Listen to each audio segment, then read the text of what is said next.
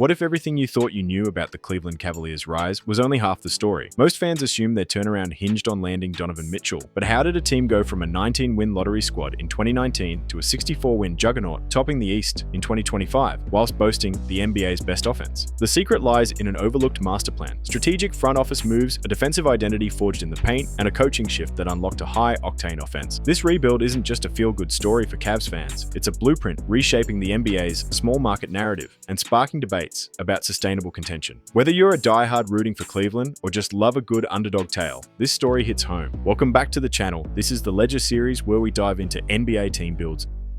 If you enjoy narrative-driven basketball content, please give us a sub and a like. It helps us more than you know. Alright, let's rewind to the 2018 to 2019 season. Koby Altman, the Cavs GM, and his team are in a rough spot. In the immediate aftermath of LeBron bouncing for California, he doubled down on a confusing mix of veteran leadership and youth development, hoping to rebuild on the fly while somehow staying competitive. Spoiler alert, that did not happen. But before we dive in, let's set up our protagonist in Koby Altman. The Brooklyn-born point guard to transformed NBA executive, Altman started with the Cavaliers in 2012. He became GM in 2017, navigating high-pressure situations like the Kyrie Irving trade, and most recently, LeBron James's departure. Misconceptions of passivity overlook his bold, opportunistic moves, often under scrutiny due to Cleveland's market size. Altman's success stems from his sharp intellect, diversity advocacy, and ability to rebuild a competitive roster while maintaining organizational stability. Not an easy task when you look at previous team personnel. Let's begin with moves that lead to further successes, and that starts with the NBA draft, where Cleveland picked up Colin Sexton with the 8th overall pick. A fearless, high-energy point guard, analysts viewed Sexton as a potential cornerstone for the franchise's future, emphasizing his tenacity and work ethic. Known for his relentless drive and no-nonsense approach on the court, this move was generally well received, but a single draft pick wasn't going to fill the massive void left behind by the greatest player in franchise history. Along with the rest of the vets in Jose Calderon, Jeff Green, and Kendrick Perkins all leaving in free agency, you would think this indicates a youth movement. In a move that left most scratching their heads, the front office re-signed Kevin Love to a 4-year, $120 million extension. Some would question the financial commitment to an aging player with a history, injuries, especially given the team's rebuilding status. Others believed the idea was to keep a former all-star around to guide the young core and maintain some semblance of stability. The reality? Love played only 22 games due to injury, and the team quickly collapsed into a true rebuild mode. Enter the overhaul. With no trades of significance and too many players to name, I'll say it like this. The Cavaliers had a very high volume of transactions, a total of 15 individual transactions, the most in the league this year, with 24 total players moving in or out. This was done reflecting Altman's aggressive reshaping of the roster for a youth-focused rebuild. And if that wasn't enough movement, the coaching staff also got the axe. Tyronn Lue, the coach who led the Cavs to their 2016 NBA championship, was fired just 6 games into the season after an 0-for-6 start. In came Larry Drew, tasked with steering a sinking ship. The former assistant coach was appointed as the interim head coach, later securing a contract to serve in the role for the remainder of the season. His result? One of the worst in franchise history. The Cavs ranked 29th in points per game and 24th in points allowed, struggling on both ends of the floor. Yet amidst the wreckage, there was a silver lining: Colin Sexton. The rookie averaged 16 points per game, made the NBA all-rookie second team, and proved he had the competitive fire to be part of the team's long-term plans. The 2018-19 season wasn't about winning, it was about survival, collecting assets, reshuffling the roster, and figuring out who would be part of the next era. Year 2 of Cleveland's post-LeBron rebuild during the 2019-2020 season, things were messy. The Cavaliers had a plan, but like most NBA rebuilds, that plan was in need of promising young talent. It all started at the 2019 NBA draft, where the Altman identified the PYT and went all in on Darius Garland with the 5th overall pick. The Vanderbilt guard played only 5 college games due to injury, but his elite shooting and playmaking potential made him too good to pass up. The Cavs doubled down on offense, grabbing sharpshooting Dylan Windler, 26th overall, and making a bold move for Kevin Porter Jr., 30th overall, a high-risk, high-reward scorer whose athleticism had scouts excited, but whose off-court concerns made teams hesitate. Reaction was mixed. The Cavs were stocking up on scorers, which is fine, but the real concern: many warned how those players develop on defense will shape the final perception of this haul. And spoiler alert, that turned out to be a very valid concern. Then came the coaching change. John Beilein, the Michigan coaching legend, signed a 5-year deal to lead the rebuild, relieving Larry Drew. On paper, a great hire. He was known for developing young players and preaching discipline. In reality, a disaster waiting to happen. NBA players aren't college kids. College coaches often struggle in the NBA because their authoritarian, system-driven approach clashes with the player-centric, adaptable strategies required to manage NBA pros. This was no different according to reports reports, and Bailey's strict approach quickly alienated the locker room. By February 2020, after a 14-40 start, he was gone. Once again, the Cavs were rudderless during the season. Altman once again looked to his assistants, and the keys were handed over to JB Bickerstaff, hoping for some much-needed stability, promoting him to interim head coach in February 2020 and making it permanent in March. His previous experience leading teams like the Houston Rockets, Memphis Grizzlies shone through. His hands-on approach, JB excels at laying foundations for rebuilding teams, but has yet to prove he can elevate a squad to deep playoff success. Despite the critiques, Altman had seen enough. He had his coach to match his young stars. He was a great move and hire after the previous positions held for the Cavs. Meanwhile, the roster kept shifting. In a surprise trade deadline move, the Cavs acquired Andre Drummond from the Pistons for basically nothing. Brandon Knight, John Henson, and a second-round pick. A two-time All-Star, elite rebounder, and defensive force, Drummond was expected to bring some toughness to Cleveland's front court. The move was low risk, but questions immediately popped up. Was Drummond a long-term fit? And what about his $28 million player option for next season, for which he had expressed interest in picking up? On the court, the Cavs struggled again. A 1946 record, dead last in the East, and one of the worst defensive teams in the league. But there were glimmers of hope. Colin Sexton leveled up, leading the team with 20 points per game and proving he could be a legitimate scorer. Darius Garland showed flashes, averaging 12 and 3 assists per game, though he struggled with efficiency. Kevin Love still put up numbers, averaging 17 and 9 rebounds, despite clearly not loving the rebuild process. Then COVID-19 shut down the season. The NBA went to the Orlando bubble, but Cleveland, their season was over. No playoffs, no restart, just a lot of questions about where this rebuild was really headed. This is where things start getting really interesting for the Cavaliers. 2020 to 2021 was the season that quietly cemented the foundation for the team's future. It wasn't all smooth sailing, but the theme was clear: defense would be the focus. With the 5th overall pick in the 2020 NBA draft, the Cavaliers selected Isaac Okoro, a defensive-minded forward out of Auburn. The move made sense. Okoro's athleticism and versatility filled a major need on the wing, but the selection wasn't without skepticism. While his defensive potential was undeniable, his offensive game was a work in progress. Still, Cleveland knew what they were getting: a defensive stopper with elite physical tools who could hopefully develop into a two-way threat. Then came one of the most underrated trades of the season. On January 13th, 2021, the Cavaliers found themselves in the middle of a 4-team blockbuster deal involving James Harden. While Brooklyn got their superstar in Harden, the Cavs walked away with something far more important for their future: Jarrett Allen. Allen's arrival changed everything. The 22-year-old center was already proving himself as an elite rim protector and rebounder in Brooklyn. In Cleveland, he was given the chance to be the guy in the middle,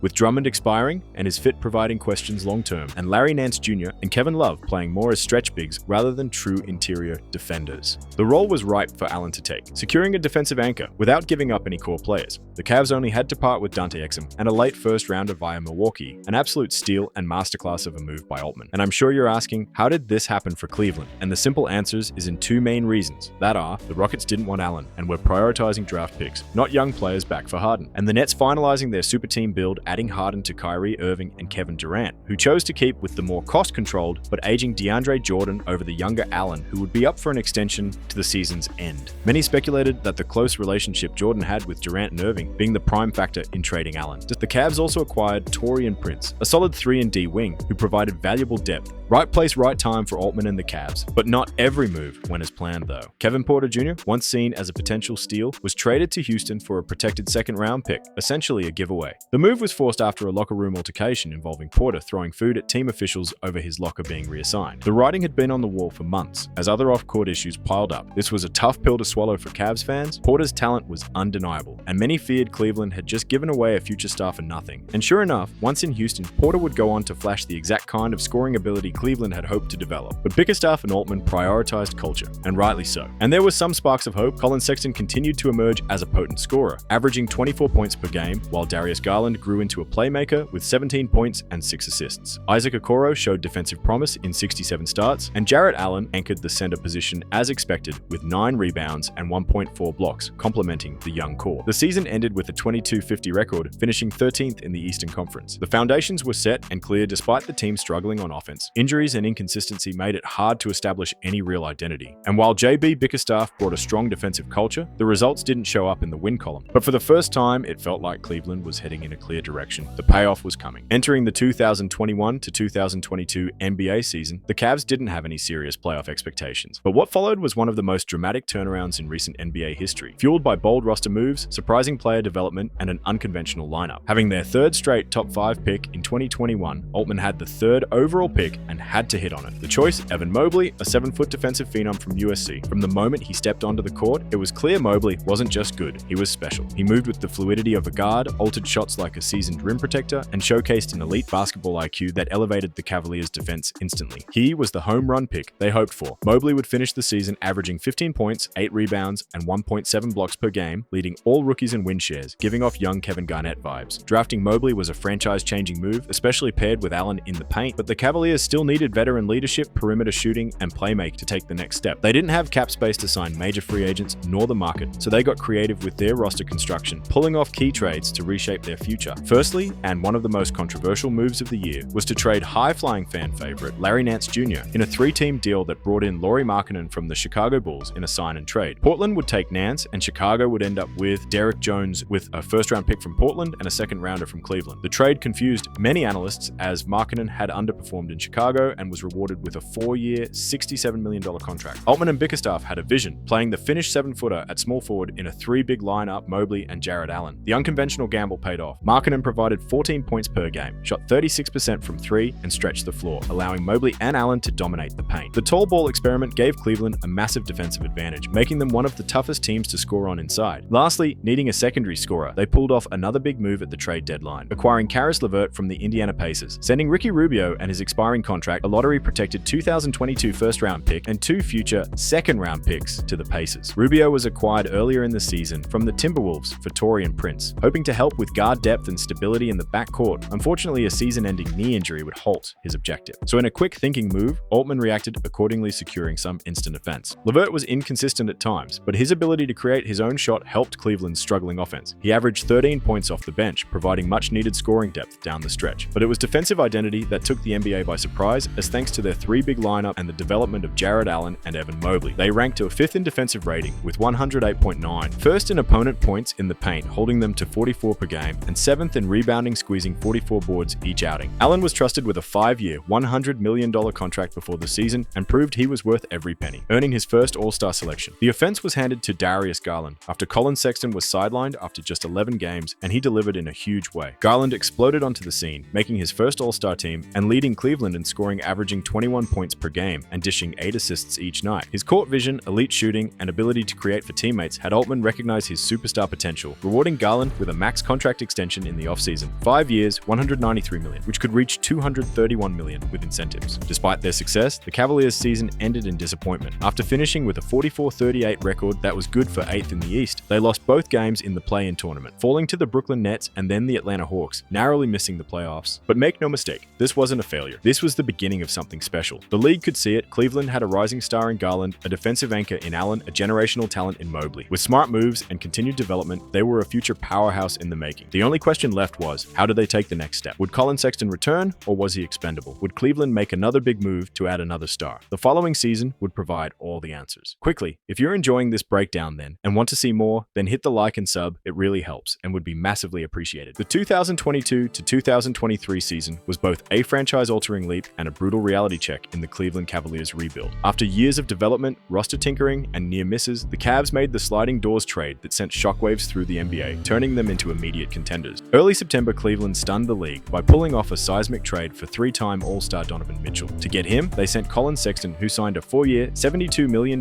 extension as part of the deal, Lauri Markkanen, and their 14th overall selection in this year's draft, Ochai Agbaji, along with 3 unprotected first-round picks for 2025, 27, and 29, with 2 pick swaps in 2026 and 28 to complete the package to the Utah Jazz. It was a steep price, but Cleveland believed Mitchell's elite scoring and playoff experience would elevate their promising young core, which he did, confirming the brilliant move. But let's rewind slightly, as Cleveland wasn't a widely discussed suitor, if at all, and many, including Mitchell, assumed he'd land in New York. One of the worst kept secrets in the league was Mitchell's desire to return to his hometown Knicks. But the Knicks were undergoing their own impressive rebuild and were playing loose and fast with Jazz GM's Danny Ainge's high asking price. Altman capitalized on stalled Knicks talks, re-engaging Utah after earlier discussions faltered. Ainge had used the Cavs in an attempt to hardball the Knicks, but the Cavs were dead serious in their hunt for a star and secured Mitchell within 48 hours of follow-up discussions. Many viewed this as a miss for New York and their rebuild, which we break down here if you're interested. For Utah, it was a great haul for a star who publicly wanted out, and for the Cavs, it was largely praised as a coup, outmaneuvering the Knicks without gutting their core, acquiring elite talent that otherwise wouldn't give a look in on the free agent market. Mitchell translated too, revitalized under head head coach JB Bickerstaff. He led the team to a 51-31 record, good for 4th seed in the East, and their first 50-win season since the LeBron James era. Despite concerns with the backcourt duo's ability to defend, this was a team built on elite defense, and the numbers backed it up. Their defensive rating was first in the NBA at 109.9. Their opponent points per game was first in the NBA with only 106.9 allowed, and they kept opponent field goal percentage at 46.2%, which is, as you guessed, was first in the league. The twin towers of Evan Mobley and Jarrett Allen wreaked havoc on opposing offenses. With these numbers, Mobley would finish 3rd in Defensive Player of the Year voting, and on offense, Donovan Mitchell was in the force he was made out to be, averaging a career-high 28 points on 48.4% shooting, including 38.6% from 3. He earned All-NBA second-team honors and delivered one of the most jaw-dropping performances in league history. On January 2nd, 2023, Mitchell erupted for 71 points against the Chicago Bulls, setting a Cavaliers franchise record for single-game scoring. In doing so, became just the 7th player in NBA history to score 70-plus points in a game, cementing his place as one of the league's elite offensive weapons. Garland also continued his All-Star trajectory, averaging 21.6 points and 7.8 assists per game, seamlessly adjusting to playing alongside Mitchell, and even Mobley expanded his offensive game. At the trade deadline, Cleveland stood pat, opting to keep their core intact despite needing additional wing depth and three-point shooting. Koby Altman was rewarded for his work as general manager, being promoted to president of basketball operations. Whilst retaining oversight on trades, his longtime assistant Mike Gansey would take the role of GM, overseeing day-to-day decisions. Altman's move allowed him to focus on long-term strategy, leveraging his success and taking on a broader role in shaping the team's future. This move was praised universally and is a true sign of a stable organization, allowing Altman to retain control whilst empowering Gansey and rewarding his contributions, maintaining the team's upward trajectory. Players noticed these moves in bringing trickle-down stability. Even LeBron chimed in when asked, lauding Altman's efforts, saying, "I think Kobe and those guys have done an unbelievable job drafting and making trades." However, one major departure would counter that and shook the locker room. On February 18th, 2023, the Cavaliers waived longtime veteran forward Kevin Love, allowing him to sign with the Miami Heat. While Love's role had diminished, his veteran presence, rebounding, and floor spacing were assets the team could have used in the postseason. The loss became even more apparent when Cleveland struggled with size and toughness in the playoffs. Despite an incredible regular season, the Cavaliers fell apart in the first round of the playoffs, losing in 5 games, ironically, to the New York Knicks. It wasn't just that they lost, it was more how they lost. The Knicks bullied the Cavs on the boards, out-rebounding them 227 to 186 in the series. Evan Mobley and Jarrett Allen struggling against Julius Randle and Mitchell Robinson. Allen later admitted, "It was a great experience, but I feel like I let the team down." Meanwhile, Donovan Mitchell had decreased scoring and shooting efficiency, dropping to 23 points per game and only 28% form 3 shooting. Garland had some moments of brilliance, but it was clear that Cleveland's full ability was not unlocked. Despite the early playoff exit, the season was a major success for Cleveland, winning 50-plus games, seeing growth form their young cornerstones, and Donovan Mitchell as their star. All that was left to finish the build was the right supporting cast to take the next step from good to great. The 2023 offseason saw the return of the fan favorite Tristan Thompson. They also acquired more stable vets in George Niang and a sign and trade for the Miami Heat's reliable shooting wing in Max Strus, with the San Antonio Spurs facilitating the deal, receiving Cedi Osman, Lamar Stevens from the Cavs. Strus would sign a 4-year, $63 million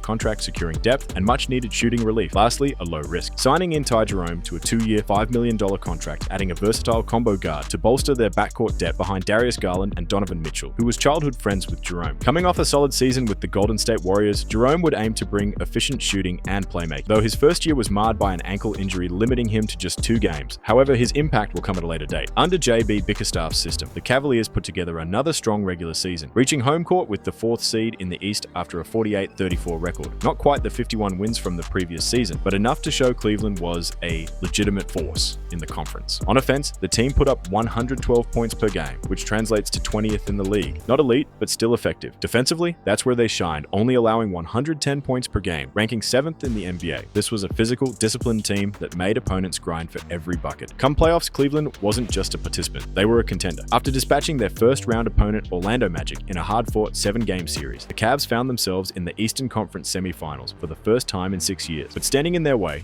the Boston Celtics, a battle-tested powerhouse with championship ambitions. The result, a 1-4 series loss. The Cavaliers fought, but Boston's experience, depth, and star power proved too much, who eventually went on to win the chip. Despite the playoff loss, the media and fan base recognized this season as another major step forward. The biggest question remained, can the Cavs figure out that missing piece? Whether it's another scoring threat, better depth, or internal development to push them past teams like Boston. This season, the Cleveland Cavaliers aren't just winning, they're making history. They finished atop the Eastern Conference with a dominant 64-18 record. The last time they cracked a 60-win season was over a decade ago in the 2009 and 2010 seasons, playing some of the most electrifying basketball in franchise history. Let's start with the extensions first, where the Cavs made a huge commitment to their core by locking in Donovan Mitchell and Evan Mobley with long-term extension. After a career-best season, for Mitchell, the Cavs made sure their franchise star wasn't going anywhere, signing him to a 4-year, $208 million extension in July 2024. Mitchell's commitment to Cleveland silenced rumors of a potential exit heard around the media. Also rewarded, the Cavs secured Mobley with a 5-year, $224 million max rookie extension, ensuring he remains a cornerstone of their front court for years to come, and immediately capitalizing he would win Defensive Player of the Year. Both Allen and Garland praised the extensions and publicly expressed their commitment to staying in Cleveland, reinforcing the team's tight-knit chemistry and long-term aspirations. But the biggest unlock was found on the bench in the form of the coach. After an early first-round exit in the 2024 playoffs, Altman made the bold move of parting ways with JB Bickerstaff and hiring Kenny Atkinson. Known for his player development and modern offensive schemes, has unleashed this roster's full potential. His emphasis on spacing, ball movement, and defensive discipline has turned the Cavaliers into an offensive juggernaut while still maintaining a top 10 defense, putting him in the Coach of the Year conversations. The talent was there,